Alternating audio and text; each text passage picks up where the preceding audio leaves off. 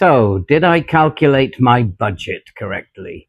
We're going to find out after being here for 2.5 weeks. We don't know it all completely, but we can tell whether we are on track.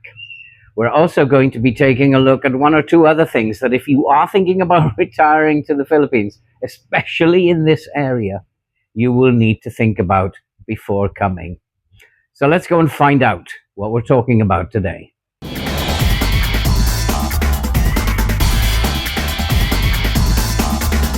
Hello and welcome back, and this is Scrambled Eggs because it matters, and I'm Phil, and yes, we have moved to the Philippines, and we have been here now for around about 2.5 weeks, and we are starting to make sense of whether or not we had calculated the budget correctly before we arrived. So we're going to take a look at that later on, but we're also going to begin with one or two things that might be quite important should you be thinking about retiring to the Philippines, and things that you might have to plan for in advance. And not quite pleasant things, but with ideas on how you can combat that, especially if you're going to be in this part of the world around the Batangas area or the Manila area. You probably need to take heed of these bits of advice. So before we get straight on with it, if you are brand new to the channel, then do all that good stuff that you can see on the screen right now. I am documenting every moment of my retirement to the Philippines. And if you are planning in the future to do so, then you'll probably pick up some little pieces of advice while you're sitting planning your retirement here in your living rooms in the UK. And so we're going to start off with probably the thing that's hit me most is the heat in the summer. It is extremely hot here in the summer. It might be this year due to El Nino, which is causing a lot of problems in Southeast Asia at the moment in terms of a heat wave. But I suspect that the heat in this area during the summer is going to be a constant year after year. So if you are planning to move to this area or to the Manila area, you will have to get used to the heat.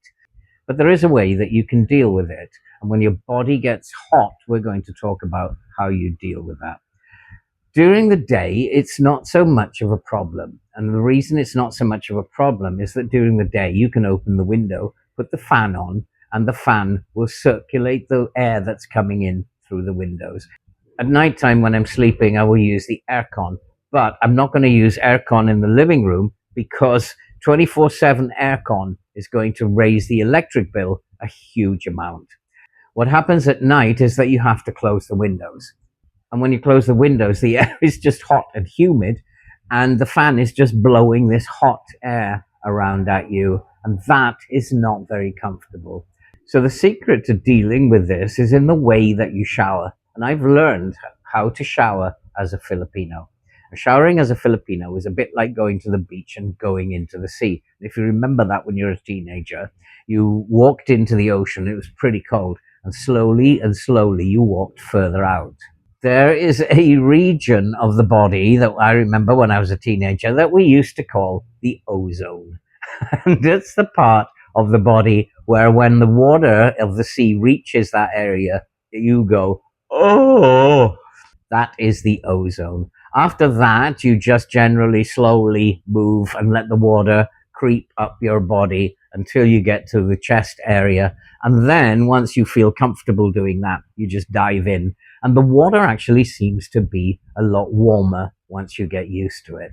Showering in the Philippines, the Filipino way, is pretty much the same. And Filipinos shower not with a shower head. They shower with a bucket of water and this big ladle that you use. So think about it in terms of going into the sea. Start ladling the water over your legs, and then once your legs are comfortable with the temperature, you then reach the ozone. So you've got to be brave and throw the water over the ozone, do your oh, and then once you're done that a couple of times, you can work your way ladling water up to the chest area. Once you've got enough water on you, you simply soap yourself down. And then the process is that you just use the ladle to wash the soap off, and you're done in terms of showering. And then finally move to the head area, and you just ladle water over your head. You can wash your hair, wash it off, and you're done. get out of the shower and stand in front of a cold fan. This really cools your body down and makes you feel a lot better. It almost dries your body for you. Just make sure you dry off with a cool fan. This doesn't use any electricity for hot water. You couldn't bear to have a hot shower anyway, and is a very effective way to refresh your body. And I do this 3 times a day, once in the morning. If I've been out to the mall, then I will again once I get back from the mall. And I will definitely do it once at night or even twice at night. And I think I look quite refreshed at the moment. And that's because I have actually just done this procedure. And so you'll have to learn how to do that if you are planning to move to this area. Nighttime is the worst, and there's a reason why nighttime is the worst. Okay, moving on to the next point. The reason why you can't have the windows open during the night is the mosquitoes. Now, I've lived in Vietnam, I've lived in Indonesia, and they certainly have mosquitoes there. And if you visit there for holidays, you're going to have to get used to the mosquitoes will bite you. For some reason, they like foreigners. But here in Batangas, in this particular area, the mosquitoes are pretty fierce. And when they bite, those little buggers bite. And they cause extreme itchiness. And they will also create these big lumps that you will get and redness. Now, apparently this isn't a problem, but it is certainly uncomfortable when you get a bite of this nature. And I've had a few of them now. But there is a medical remedy. It's a herbal kind of cream that smells a bit like peppermint. And you just rub it into the infected area. And within 24 hours, the redness has started to go down. The swelling has started to go, and the itchiness also is removed. I had a couple of bites on the back of my neck yesterday, which came into big lumps. But now, having used this magic cream, they seem to have disappeared.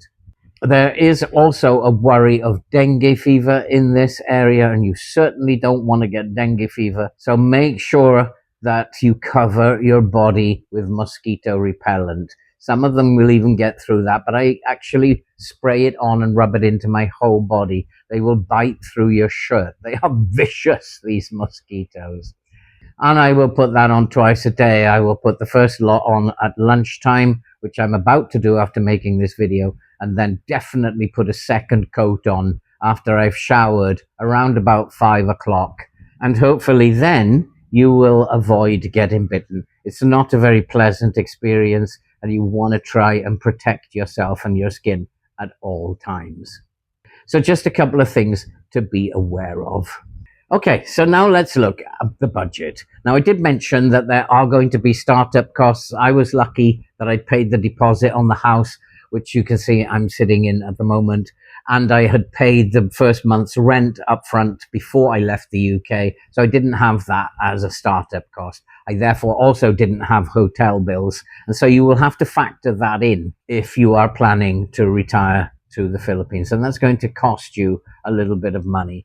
My startup costs involve just buying fans and buying pots and pans and towels and all that sort of stuff that you will need to start living in a foreign country. It's going to cost you around about $600 to actually do this. And if you factor in the fact that you're going to have a hotel bill before you find yourself a place to move in, and also then you're going to have to pay the deposit and the first month's rent, or even 2 months' rent, you're looking at $1,500 to $2,000 as a startup cost if you are thinking of moving to the Philippines. As I said, I was fortunate the rent and deposit was paid while I was in the UK.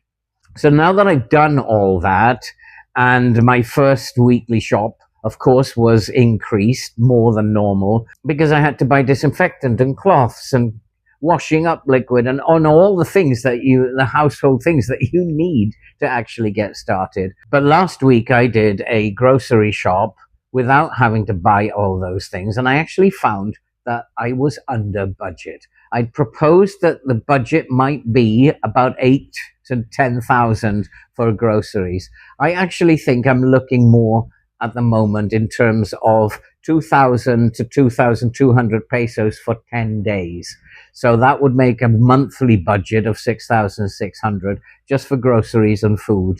And that is way under what I had planned prior to moving here. My plan was to save 15,000, and 15,000 is rent. And I've also installed the Wi-Fi, the cable TV, and I have data now on my Filipino SIM. And that comes to a total of 2,200 pesos. So at the moment, the total, counting all those things, is 38.8 pesos. My budget was originally 70,000, but already I've got my rent, savings, groceries, data, and Wi-Fi, and cable TV already covered. So what is left to cover? Well, I do want to have some treats sometimes, but because of the heat, I'm not actually going out. I did find a place where I could go and have 3 beers and a lovely meal for 550. So if I was doing that weekly, then that would cost 2,200. But at the moment, I'm not doing that because of the heat. That might be something I do when the rainy season comes and it's a bit cooler. And that would be a cost of 2,200 pesos or 2,500 pesos if I have the extra beer. So if I take that 2,200 into account, then we're up to about 41,000 out of my 70k. The only things that are left to factor in are the electric and the water bill. And I'm guessing that because I'm not using the aircon all the time, I'm actually just using aircon at night. And the fact that the water pressure isn't great here, I'm not using much water. I'm guessing that's probably going to come to around about 8,000 pesos. I'll update you on that when I get the first bill. There haven't been many transport costs at the moment. The family have been taking me around places in the car. I'm still yet to learn how to use the jeepneys and the tricycles. And the other thing that I have to factor in is, of course, the visa fees. And I will be going off to do my visa in about a week's time. And that's probably going to cost me 3,000 or 4,000. So those are the unknowns. But at the moment, I'm still very much ahead of what my budget was originally. And I think I can look forward to a lot of traveling. There's a couple of things that I want to buy. I want to buy a drone. Drones here, the DJI drones, are very, very cheap compared to the UK prices. And so I'm really thinking about it now. I've seen one in a shop here in the department store in the mall. It's very cheap. They only have one, and I'm really thinking about going and snapping that up now while I get the chance. I have the money to do it, so why not do that? I also going to need to buy an air cooler because the fan isn't doing the job in the evening. And I think by having an iced air cooler, I'm going to feel a lot more comfortable watching TV sitting here in the evening. And so I would say I'm pretty much well on course in terms of saving money, paying rent and utilities. Groceries are cheaper than I thought they were going to be. I still have money in the bank that I can play with from the first month. And so I think we're well on course. And I'm going to end this video here. I'll update you once I get the utility bills. But because of my lifestyle and the fact that I am not here to date women, that I'm not here for any of that malarkey or to party or that nonsense, I'm thinking my budget of 70k is going to be more than enough to cover everything that I need.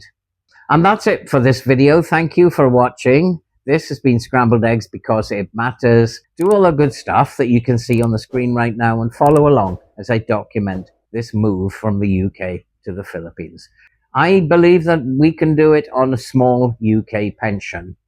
And I'll keep updating you with any problems that I get or with any obstacles that I come across. I think the next video will be a tour of my area. I want to go for a little walk this afternoon. I'm going to take my GoPro out with me, document the area, and then we'll have a little look at the area that I'm living in. Thanks for watching, and all that remains to be said is stay safe, and we'll see you in the next video.